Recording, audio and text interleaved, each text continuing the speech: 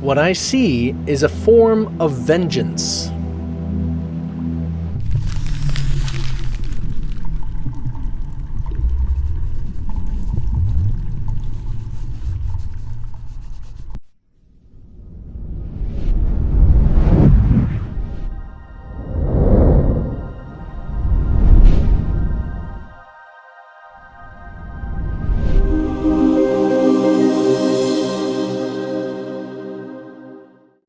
Psychologically, this gets into, right at first, about the fact that you see an attack coming and then you try to defend yourself from that attack. And what really, regardless, you might be able to recognize that you see an attack coming because you're having attack thoughts. Like you're having ideas of attack. Now, attack thoughts get into a lot of different variations and understanding that it gets into a much greater depth about quite literally everything being attack thoughts. And in this way of everything I see as a form of vengeance. That's pretty intense. But just off the surface, we can recognize that in your relationships, you might interpret something as offensive that something else or someone else does not intend to be offensive. And it's interesting because I see even in my family, even just friends nearby, and all this stuff, that we speak different languages. And this is often what I'm referring to is this form of, say, we hear things that are offensive that others don't intend for them to be offensive, or we even interpret body language differently, we interpret the fluctuations in someone's voice differently, and we don't actually experience someone as they intend or are offering themselves. And we naturally have problems with relationships and problems with life and dealing with other people because we can't get past our, say, vengeance of our own minds, that we think everybody's attacking us. Oh, I don't know what they meant by that. Oh, did they mean this? And oh, they're such jerks and everything. And even especially with this sarcasm thing that some people really find offensive, regardless if they actually intended it for it to be offensive or not. So we want to recognize that psychologically, yes, essentially if I perceive a defense, I also perceive, or a reason to defend myself, I also perceive a weakness, that I'm saying I am weak and I need to be defended.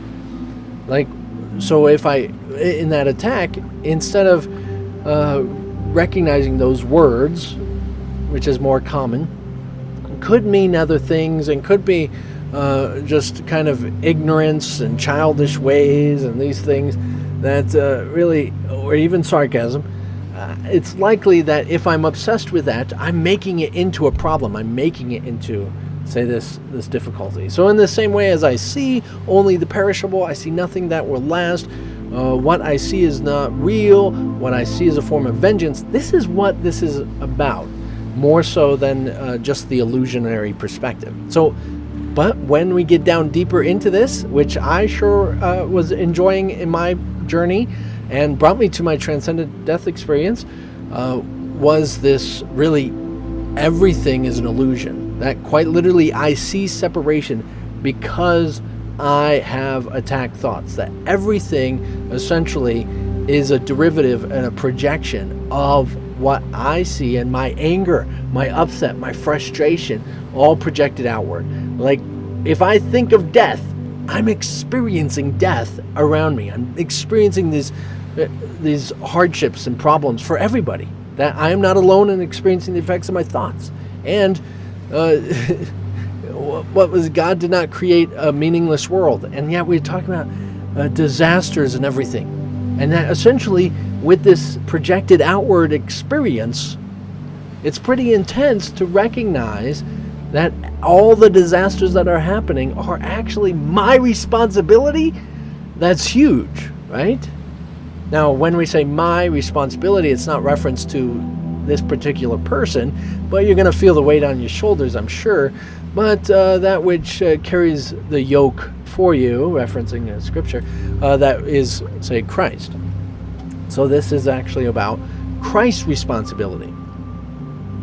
But it's pretty intense just to even think about it. And we want to gain this responsibility because in that, if we accept responsibility, we also separate ourselves from this physical body, individual perspective, and we start recognizing what has authority, which we are one with. We start recognizing what is Christ, in which we are one with.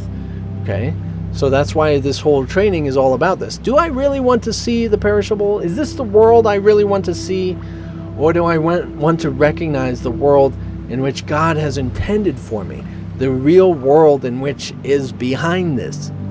Do I want that instead?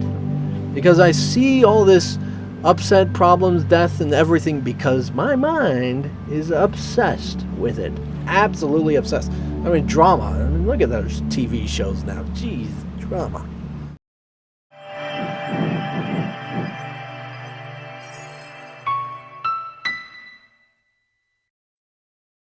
So the whole practice of taking responsibility for everything, which this course gets into, is because we want to recognize the only thing that can actually have responsibility for all of this occurrence, because we are just manifestations of it, is that which is Christ. So if we gain that responsibility, or accept it, we are also accepting what actually has responsibility. Because if we're all puppets for God, let's say, as some people put it, then God is guilty for everything we do. Think about it. So what is and who is responsible for all of this is who is in charge of all this. And if it's just you, and if you're manifesting this whole universe, think about it. And there is a way out of it. Now, this is about also recognizing miraculous thinking also brings about miraculous living. Boot-a-loot.